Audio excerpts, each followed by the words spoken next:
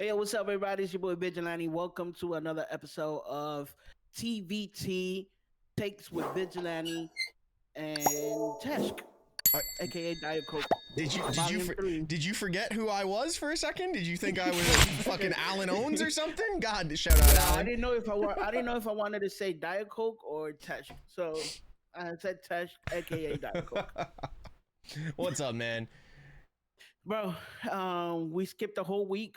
Yep, SummerSlam is upon us. busy One week. of the worst episodes of Monday Night Raw just happened last night. Come off it, And bro. yeah, we need to talk about it. For a go home show, it was a little off, bro. I don't care what nobody tells me. Well, I'm telling you right now, like we as wrestling fans notoriously know that the Monday Night Raw before a major event is always kind of like that filler, right? It's not what we expect. It's not, fireworks and explosions and, it's not the main show that we're expecting. So yeah, like last night's show didn't carry with enough emphasis, but compared to like some of the Monday Night Raws like we got maybe out of Houston, I think it was a hell of a lot better. Like there's some really good talking points on how SummerSlam's gonna fall because of last night's show, that's for sure.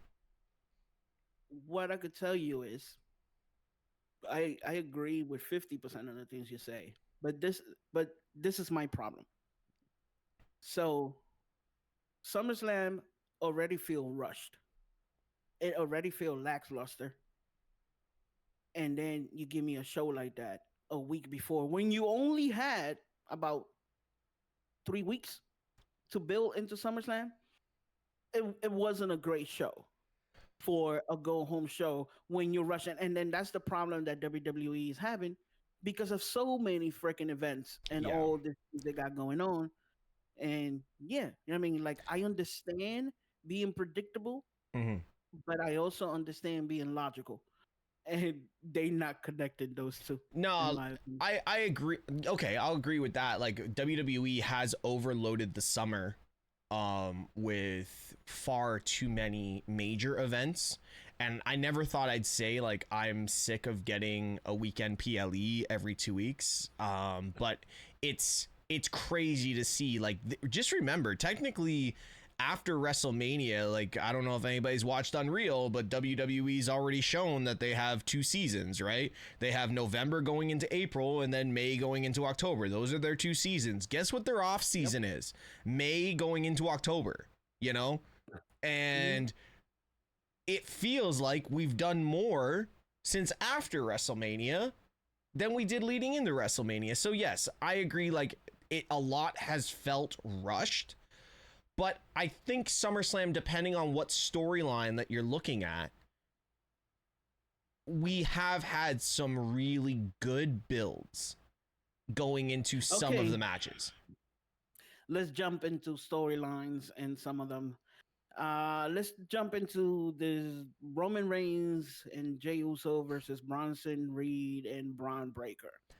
Okay. So in last night's episode of Monday Night Raw, Paul Heyman dropped a slick little truth bomb, and nobody really blinked. Right? The man told Jey Uso straight up, "Roman didn't pick you.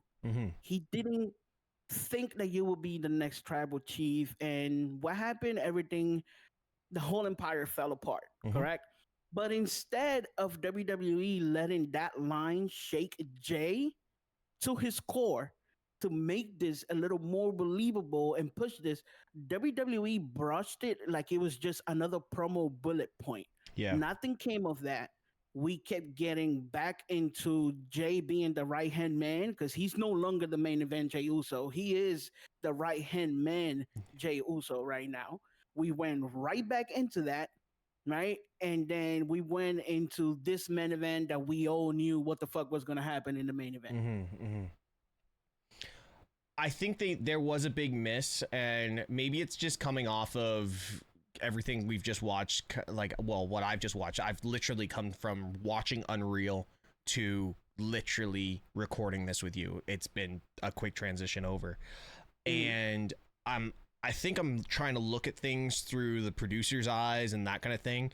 And I do think that was a major missed talking point because they were trying to fill so much into the promo segment and the final segment of the night, which is unfortunate because there are layers to that promo by Paul Heyman, and it sprinkles that little, you know, like the little devil on Jey Uso's shoulder now. Like, do I trust Roman still after? But they didn't go there. They didn't. That's what I'm saying. That's where I'm agreeing with you on this.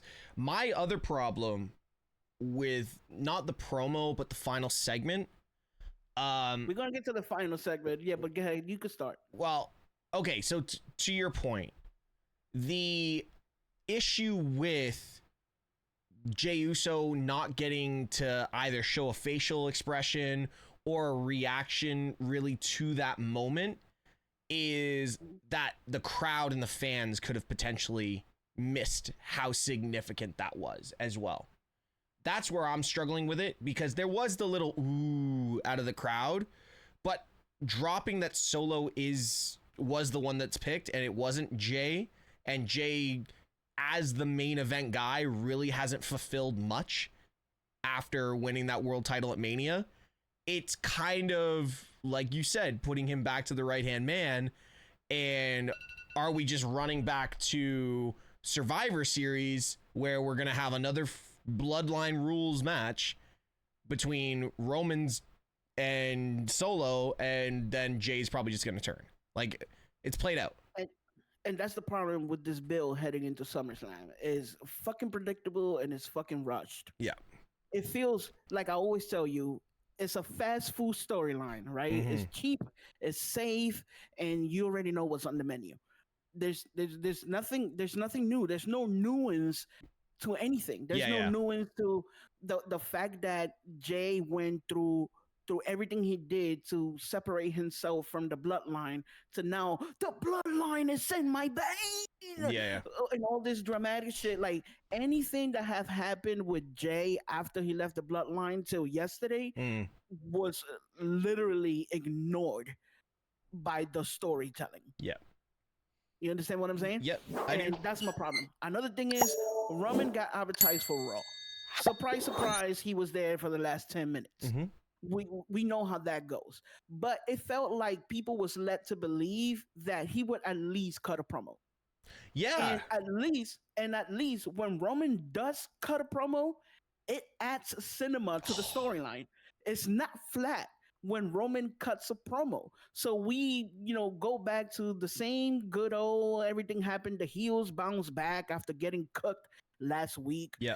And Bronson Reed suddenly taking Roman's shoes was the only unexpected moment in this whole storyline. And even that shit felt like a throw-in. That shit didn't feel like it was written that way. It felt organic. It felt organic. Bronson decided to do out of nowhere. Well, I told a joke. I think I might have even said it to you. Like, this man Roman needs to stop getting jacked, man. He's losing everything. He lost the Ulafala. He lost his title. He lost his bloodline. Now he's getting his shoes jacked in Detroit. Man, like, somebody's got to get this man some security or some, what's your AAA over in the US there? Get him some security. AT&T. Get him some AT&T.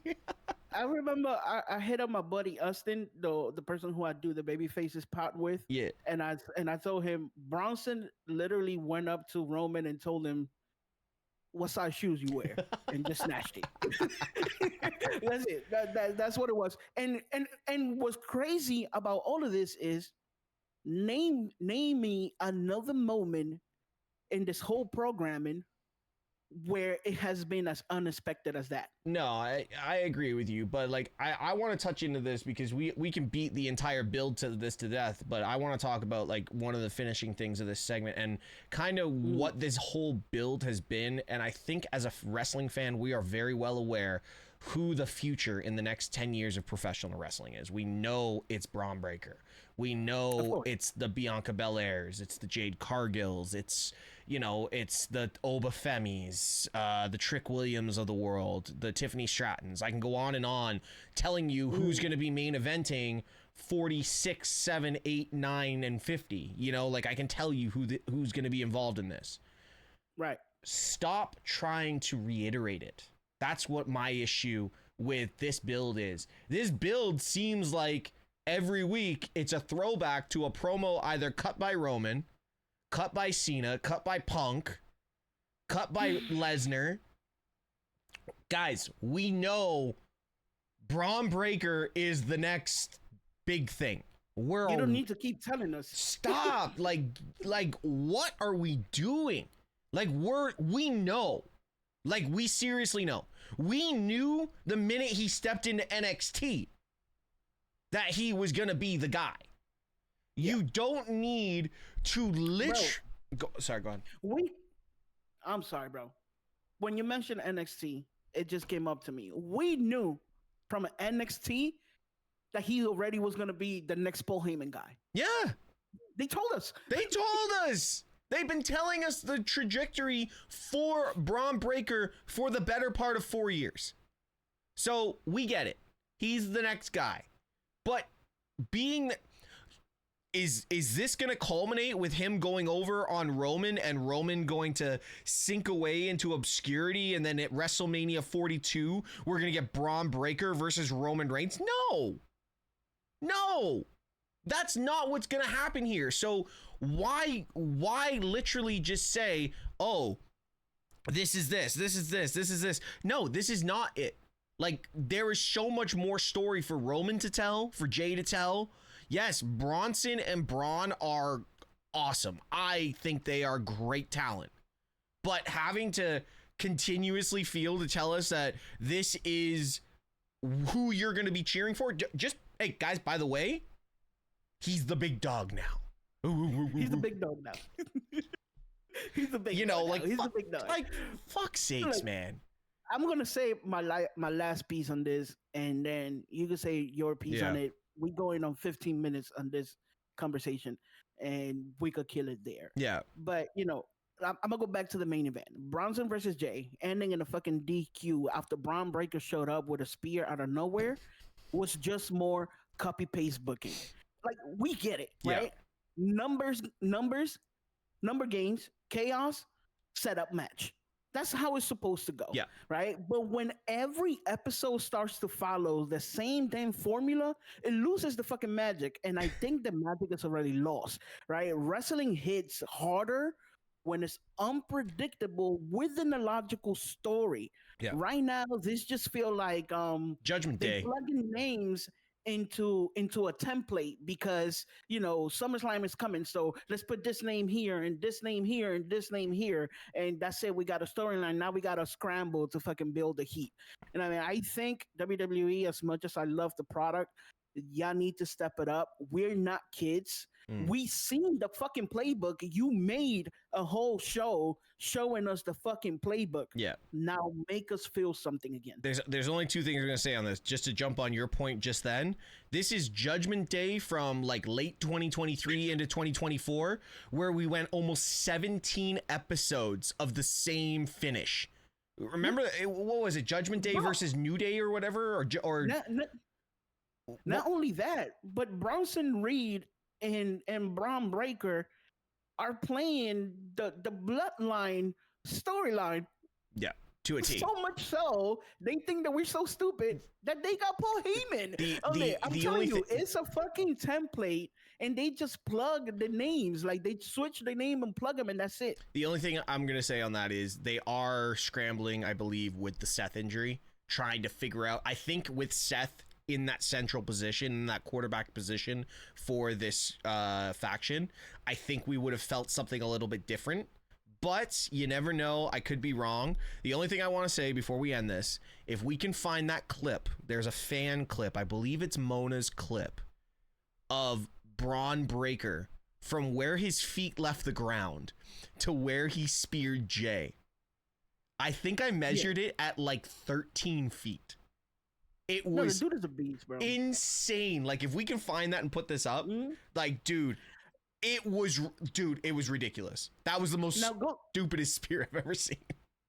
Now, going on Bron Breakker, he did something yesterday that could have been great, but the idea was dope, but it's been done so much in WWE lately. Well, Yeah. not just WWE, in wrestling lately, that it's kind of becoming a little boring. And this way they reference certain things. When he had Roman on the ring and he was saying, "This is my camera now. Yeah. This is my ring now," Yeah. and all of that. That could have been great if it hasn't been done so many fucking time. Yeah. If it wasn't just part of the fucking template. Yeah. And that's all I gotta say when it comes to this match. Honestly, they could have used this whole Bron Breakker and Bronson Reed to elevate the fucking tag team title. I'm glad that, Finn is finally getting some wins. But honestly, having Bron Breakker and Bronson Reed hold the tag team title right now might be the only way that WWE would stop forgetting that there's a tag team division on Raw. Yeah. And it would make the match feel bigger than what it is. Like, okay, we're getting Jey and Roman as a team, but the idea of the possibility that Jey and Roman could become a tag team champions would make people want to watch. Yeah. But I don't know where all of this is going. I don't think this is going anywhere, because this is going to end at SummerSlam, and then Roman goes off and films Street Fighter until Survivor Series. So like, that's the only problem, is like there's the outside interference, I'll say, from the rest of the world that is kind of opening up that fourth wall. So we already know that Roman's done after SummerSlam, right? So well, the thing is they're gonna have to figure something out, because if this Seth Rollins injury is real, they're gonna have to work around Roman to be able to have Roman in both from now on. Because who's gonna take place of that second? WWE has been so main event invested lately that they haven't built no other character to be at that level. So if Seth is gonna be out, they're gonna have to find a way to have Roman show up at least once a month. Yeah. You know what I'm saying? It's the only way I can see it possible. But we'll have more takes on that later. Yep. Yeah, man. And any final words? No, I think you just left that at a good point. Like, why don't we find out what everyone thinks in the comments? Because really, who is going to be that guy that can cover for Seth and Roman if they're both gone? And we can't forget, the other big thing is Cody goes away too after SummerSlam to film as well. So that's 3 main eventers. So depending if we get a massive swerve at SummerSlam, I don't know. But guys, let us know down in the comments, how do you feel about this storyline, and what do you see the future and the rest of 2025 looking like for the Bloodline, Roman, Jey, and the Brons? The Brons. My name is Vig. His name is Teshk. Let's talk about it, because that's what you follow us for. And this was TVT.